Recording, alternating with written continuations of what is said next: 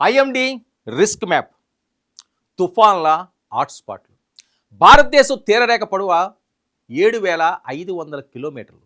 కానీ అత్యంత ప్రమాదకరమైన ముక్క ఆంధ్ర ఒడిశా తీరమే. అక్కడ ప్రతి రెండేళ్లకి ఒకసారి సముద్రం తన కోపం చూపుతుంది.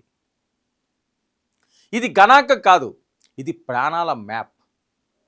ఐఎండి డేటా ప్రకారం ప్రతి జిల్లాకు వెనుక వందల కథలు, వందల కన్నీళ్లు ఉన్నాయి. వెరీ హై రిస్క్ జోన్లు శ్రీకాకుళం, విజయనగరం, తూర్పుగోదావరి, గంజాం, జగత్పూర్, పూరి ఇవి తుఫాన్లకు మొదటి బలయ్యే పాయింట్లు. బంగాళాఖాతం మొదటి కోపం చూపే తీర ప్రాంత భూములు. ఇక మధ్యమ స్థాయి రిస్క్ జోన్లలో నెల్లూరు, విశాఖపట్నం, గోపాలపురం. ఇక్కడ తుఫాన్ల తీవ్రత ఊహించలేనిది. కొన్నిసార్లు రాత్రికి రాత్రే మారిపోతుంది. ఇక లో రిస్క్ జోన్లో చూడాలంటే రాయలసీమ, తమిళనాడు అంతర్గత ప్రాంతాలు. కానీ వాతావరణ మార్పు వీటిని కూడా సురక్షితంగా ఉంచుతుందనే హామీ లేదు. ఇక చరిత్రలో చూస్తే 1977 దివిసీమ విపత్తు. తుఫాన్ల డేటాలో మొట్టమొదటి ఎర్ర చుక్క. 500 గ్రామాలు మాయమయ్యాయి. దాదాపు 13 లక్షల పశువులు మృత్యువాత పడ్డాయి. ఆ ప్రాంతం ఇప్పటికీ తుఫాను తల్లి భూమి. ఇక 1999 ఒడిశా సూపర్ సైక్లోన్. ప్రపంచం దృష్టి బంగాళాఖాతంపై పడింది అప్పుడే. ఐఎండి మొదటిసారి హై రిస్క్ జోన్ అనే గుర్తింపునిచ్చింది ఈ ప్రాంతానికి.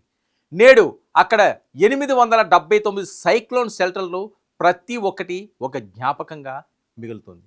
2014లో హుదూద్ తుఫాన్ విశాఖపట్నం.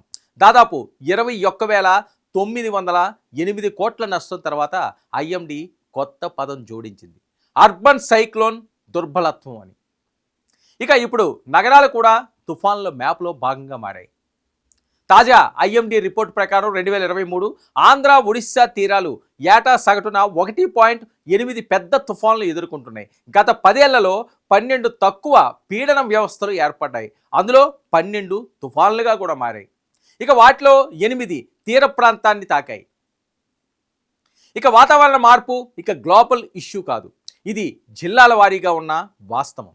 ఇన్సాట్, ఎస్సాట్, మెటేసాట్ ఈ ఉపగ్రహాలన్నీ 24 గంటల పాటు సముద్ర ఉష్ణోగ్రత, గాలి వేగం, తేమ కొలుస్తున్నాయి. ప్రతి 6 గంటలకు ఒక సిగ్నల్. ప్రతి సిగ్నల్ వెనుక ఒక గ్రామం, ఒక కుటుంబం, ఒక ఆశ ఉంటుంది. ఇక బంగాళాఖాతం తీర ప్రాంత ప్రజలు చెప్పేది ఒక్కటే, ఇప్పుడు గాలి రాదు, ముందే వార్త వస్తుంది అని. ఇదే ఆధునిక విపత్తు యుగం. టెక్నాలజీ ఇప్పుడు గాలి కంటే వేగంగా పరిగెడుతుంది. కానీ ఒక జాగ్రత్త, డేటా ఎరుపు చూపిస్తే మనం సీరియస్గా తీసుకోవాలి. ఎందుకంటే ప్రకృతి మ్యాప్లో గీతలు మారవు, కానీ మన మనస్తత్వం మాత్రం మారి తీరాలి. తుఫాను ఎక్కడ పుడుతుందో తెలుసుకోవడం కాదు, ఎక్కడ ప్రాణాలు కాపాడుకోవాలో తెలుసుకోవడమే. అదే నిజమైన సైన్స్.